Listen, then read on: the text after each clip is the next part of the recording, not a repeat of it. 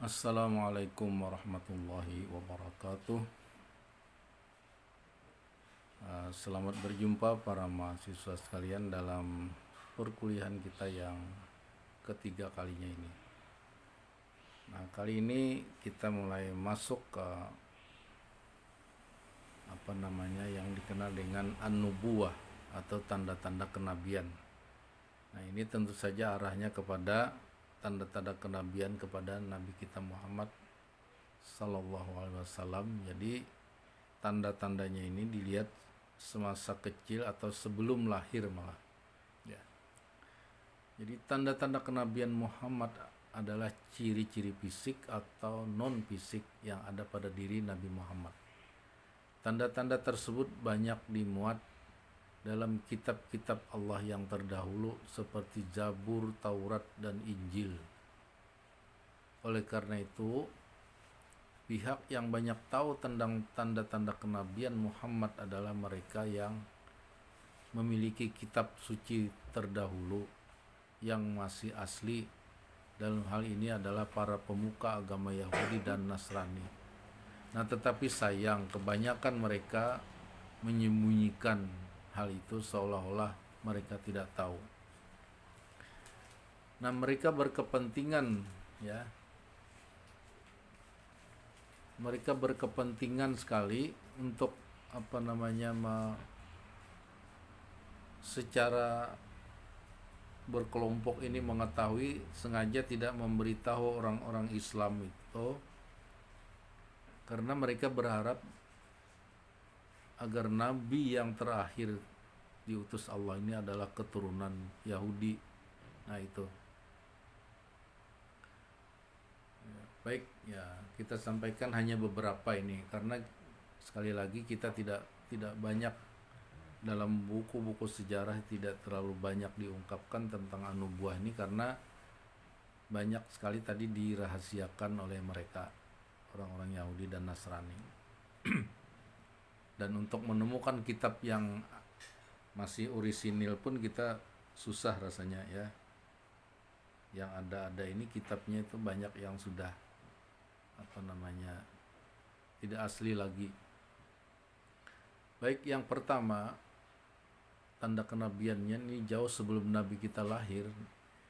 Ini suatu ketika ayahanda Nabi Muhammad yaitu Abdullah bin Abdul Muthalib ini dijodohkan dengan seorang perempuan Yahudi yang bernama Ruqayyah. Menurut pengetahuan orang Yahudi, siapapun yang kawin dengan Abdullah, kalau nanti anaknya laki-laki, maka diyakini akan menjadi nabi dan rasul bila sudah dewasa. Inilah tanda kenabian pertama yang sangat dirahasiakan oleh orang-orang Yahudi, yaitu ada ciri pada Abdullah bin Abdul Muthalib, tetapi tidak dijelaskan apakah ciri fisik atau non fisik. Dan ternyata Abdullah menolak dijodohkan dengan Ruqayyah, perempuan Yahudi yang kaya raya pada zaman itu, cantik dan terhormat. Abdullah malah memilih calon istrinya seorang perempuan Arab biasa yang bernama Aminah. Ternyata dugaan orang Yahudi tentang nubuah dari Abdullah tadi, kalau dia punya anak laki-laki akan menjadi nabi dan rasul, itu menjadi kenyataan. Nah, gara-gara peristiwa inilah orang Yahudi, sebagian mereka itu menaruh dendam kesumat terhadap Nabi Muhammad. Nah, sehingga dalam riwayat Nabi kita itu menjelang wafat beliau diracuni oleh perempuan Yahudi. Nah, itu salah satu an-nubuwah. Kemudian yang kedua, Nabi kita itu lahir dalam keadaan sudah khitan.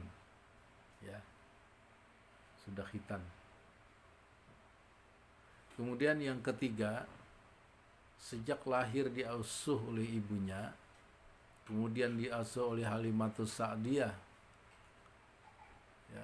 tidak pernah memperlihatkan aurat atau kemaluannya, selalu tertutup. Padahal anak seusianya pada zaman itu kebanyakan tubuhnya telanjang dan tidak malu kemaluannya terlihat orang lain.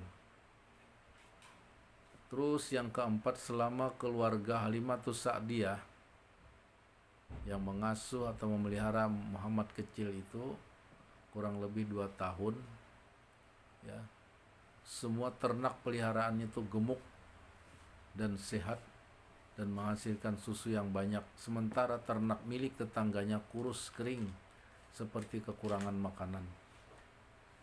Kemudian yang kelima, ketika ikut paman beliau ke Syria, ikut berdagang dalam usia 12 tahun, selalu dilindungi awan sehingga walau berpindah tempat selalu naung dan orang senang berkeliling di tempat dagangan beliau. Nah, inilah diantaranya tanda-tanda kenabian itu. Nah, sebenarnya masih banyak lagi tanda-tanda kenabian. Yang 5 ini diantaranya dari sekian banyak. Nah, silahkan mencari keterangan yang lain sebagai referensi untuk menambah wawasan keislaman. Nah, kenapa kita bicarakan an-nubuwah ini? Karena inilah nanti kita akan menyasar sampai nanti Allah turunkan wahyu, benar-benar beliau menjadi seorang nabi dan rasul. Dan ini adalah syariat yang terakhir. Kemudian kitab yang turun pun kitab yang terakhir juga. Nah, selanjutnya nanti bagaimana perjalanan dakwah beliau mulai dari Makkah kemudian ke Madinah dan seterusnya. Demikian untuk pertemuan kali ini, kurang lebihnya mohon maaf. Assalamualaikum warahmatullahi wabarakatuh.